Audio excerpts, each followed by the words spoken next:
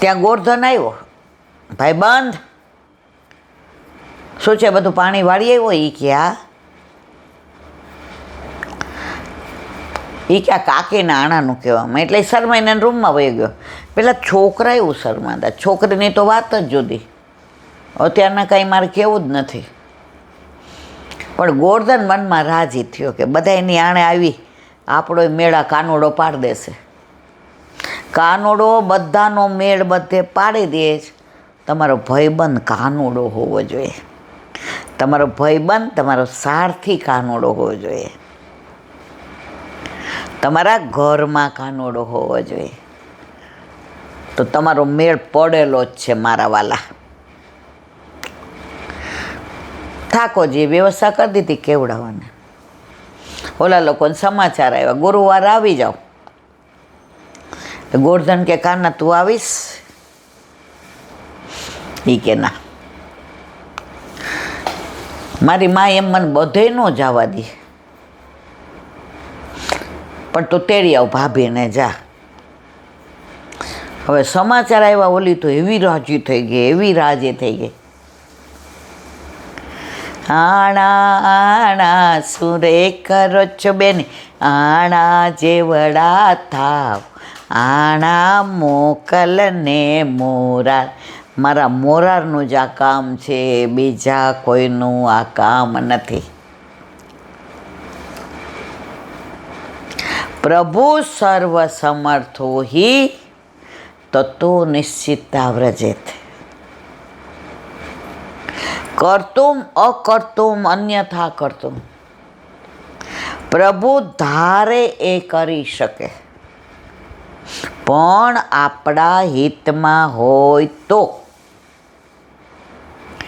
જેમાં આપણું અહિત થતું હોય એ ઠાકોરજી આજે નહીં, કાલે નહીં, ક્યારેય ન કરે.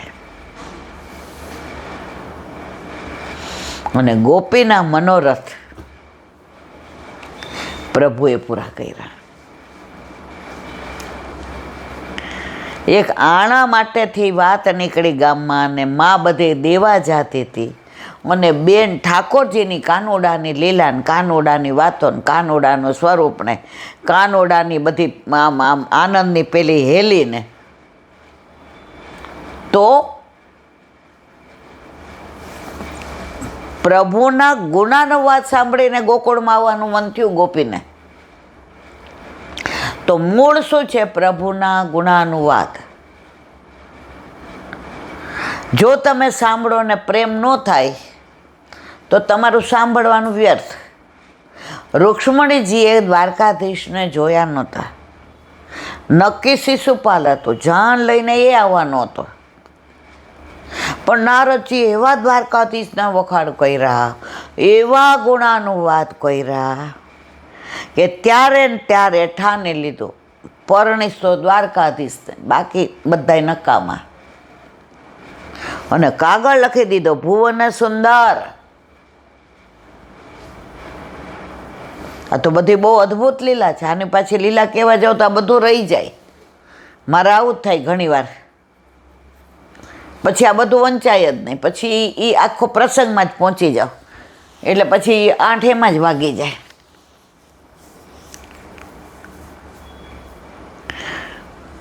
અને છેલ્લે કહ્યું કે આ સિંહ માટેનું છે, આપ નહીં આવો તો શિયાળો લઈ જશે, એમાં વાંક તમારો. સિંહ ન આવે તો શિયાળો ખાટી જાય ને. પ્રભુને સિંહ કહ્યા. આપણે બધા સિંહના બચ્ચા છીએ, આપણે કાંઈ ઘેટા બકરા નથી. જેને એક જણે પ્રશ્ન કર્યો હતો વર્ષો પહેલાં, એ કે બધે જ્યાં હોય ત્યાં ભીડ હોય, આપણામાં કેમ બધું માપમાં? જે કે સિંહના ટોળા ન હોય, ઘેટા બકરાના હોય. આપણે તો સિંહ બાળ છે, સિંહના બચ્ચા. નાનું તોય નાગનું બચ્ચું. એટલે આપણે જેવા તેવા નથી. પુષ્ટિ માર્ગ એટલે બધાનો અંગીકાર નથી. જેના ઉપર વલ્લભ કૃપા કરે ને એ જ પુષ્ટિ માર્ગમાં આવે. શ્રી વલ્લભાધીશ કી વ્રજ વિહાર. નવનીત પ્રિય શાસ્ત્રીને ભગવત સ્મરણ.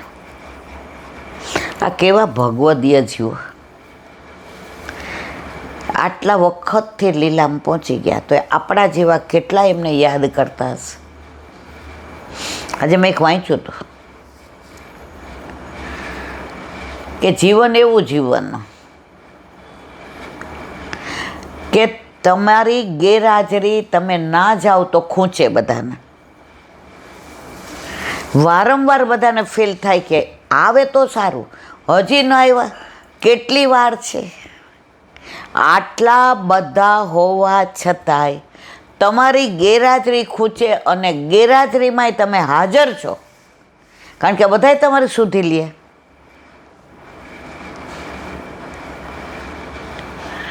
અને તમે જાઓ લીલામાં, પછી પણ તમને બરાબર બધા યાદ કરે, એવું જીવન જીવાય.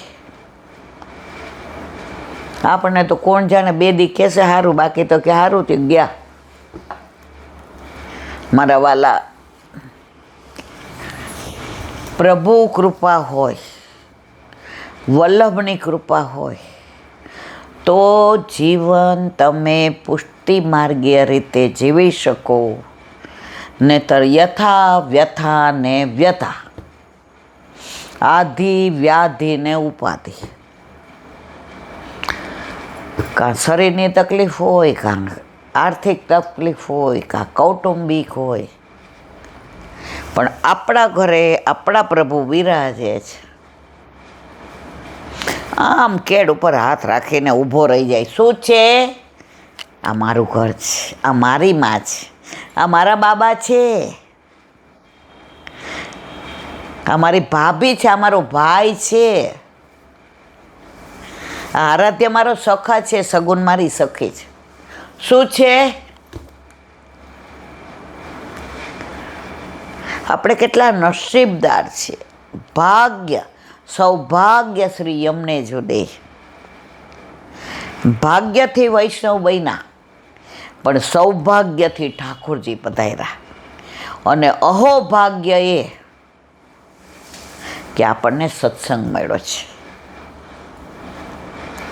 સત્સંગ ન હોય, તુલસીદાસજી કહે છે, સત્સંગ વિના એક પણ ક્ષણ જાય એ જીવનની નકામી.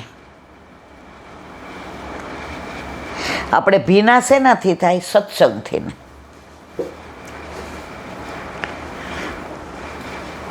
આજે ઠાકોરજી ઘરે નહોતા બિરાજતા તો મને ભગવદીઓ ઓફિસે આવતા, બહાર સત્સંગ કરાવતા, પણ જૂના જૂના પુસ્તકો આપે.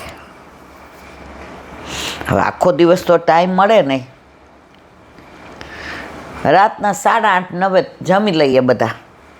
હું મારા રૂમમાં 2-2:30 વાગ્યા સુધી વાંચું. તમે ખીજાતા, સવારે ઉઠાશે નહીં, તારે ઓફિસ જવાનું છે, હવે મૂકી દે. પણ અંદર જે રસ ભર્યો હોય, એ રસમાં એવા ડૂબેલા હોય કે 2 વાગે તોય ખબર એમ થાય થોડુંક, હજી થોડુંક, હજી થોડુંક.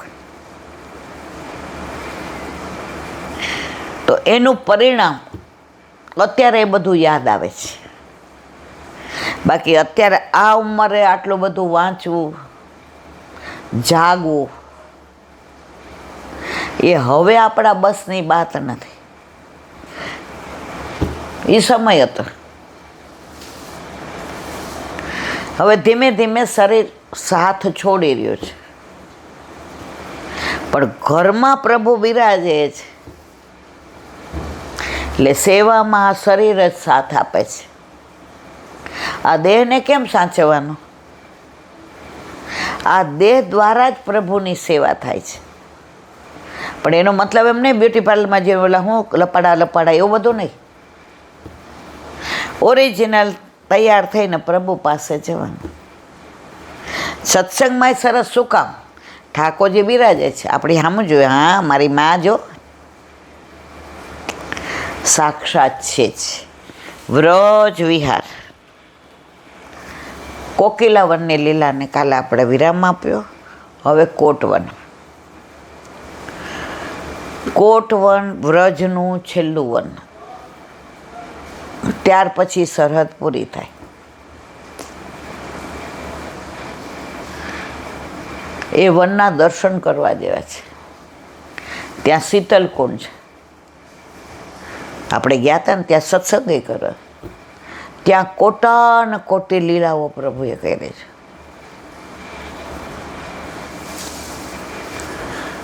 દસ દી માટે જઈએ પણ આ બેઠક સન્મુખ થાય ને તો આખું વ્રજમાં જઈ એવા હોય ને એવો આનંદ થાય. ભલે ઝારીજી બધે નથી ભરતા, પ્રભુએ ભરાવી ત્યાં સુધી ભરી, પણ બહાર સત્સંગનો આનંદ લઈએ, સર્વોત્તમ સ્તોત્ર કરીએ, કુંડનું પાન કરીએ, ચારે બાજુ લીલોતરી હોય, વાતાવરણ સરસ હોય, વલ્લભ વિહરતા હોય, મોર મજાના કળા કરતા હોય, વૃક્ષને વેલીઓ બધા વરસાદ ગયો હોય એટલે સપ્ટેમ્બર મહિનામાં લીલાછમ થઈ ગયા હોય, જાણે સ્નાન કરીને તૈયાર થઈને બેઠા છે. એ બધું અહીંયા નથી. વ્રજમાં પ્રભુ લીલા આજે પણ કરી રહ્યા છે એ અનુભૂતિ છે. એટલે વ્રજમાં વારંવાર જવાનું મન થાય છે. વસ્તુ તો ઝરણાય અહીંયા છે, નદી અહીંયા છે, વૃક્ષોય છે, વેલીઓય છે, પણ ત્યાં મારા પ્રભુ એક એક પળે ને ક્ષણે કુંજ ને નિકુંજ ને વન ને ઉપવન ને સરોવર ને તળાવ ને પોખર ને જે લીલા કરી રહ્યા છે એ લીલાનું અનુસંધાન છે. એટલે મને ને તમને આપણને વારંવાર વ્રજમાં જવાનું મને. વૈષ્ણવ કદી એમનું કે એકવાર તો જઈ આવ્યા બસ, હવે ના, ફિરાકમાં જોઈ કે ક્યારે મેળ પડે ને વ્રજમાં જાય.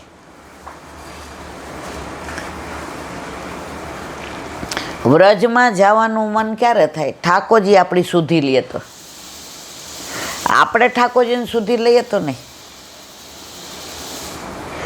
ઠાકોરજી, યમુનાજી, ગિરિરાજ બાબા, રજ, આ બધાને આપણી સુધી આવે ને એટલે આપણને બોલાવે, હવે હવે આવ, હવે આવ, હવે તારા વિના નહીં, હવે તું આવ.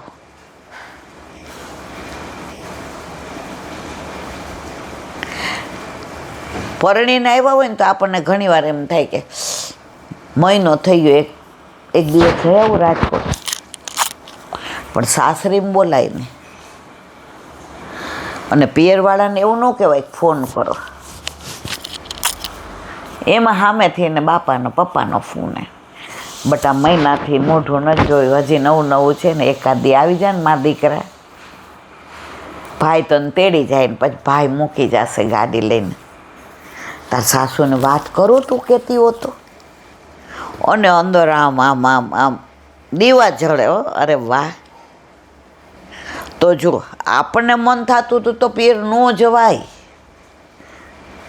પણ પિયરવાળાને યાદ આવ્યું એટલે આપણા સાસુને, પહેલાં આવું હતું, સાસુને કહેવું પડતું, રજા લેવી પડતી, તેડવા પડતા, મૂકવા પડતા. હવે તો પડતા જ પડતા. બેગ લઈને ચંપલ હાથ પહેર્યા હોય ત્યારે ખબર પડે, પૂછે બટા 2-4 દી આંટો મારી આવો, ઓકે. અને ઓલું તો બા એટલે સાસુ કે તાર કાકાનો ફોન આવ્યો હતો, તાર ભાઈ તેડવા આવે છે, એક દી જાય આવ બટા. આપણે બાને પગે લાગી દઈએ, બા હા પાડી બદલ આભાર. હવે એ બધો ગયો જમ. એ છે ને એમાં જે તડપ હતી, એમાં જે પ્રેમ હતો, એમાં જે મળવાની આતુરતા હતી, એમાં જે મિલનની પ્યાસ હતી, અત્યારે બધો નષ્ટ. તમને જોઈએ એ વસ્તુ તરત મળી જાય ને એની કોઈ કિંમત નથી, પણ એ વસ્તુ માટે તરસો, એ વસ્તુ માટે તડપ થાય,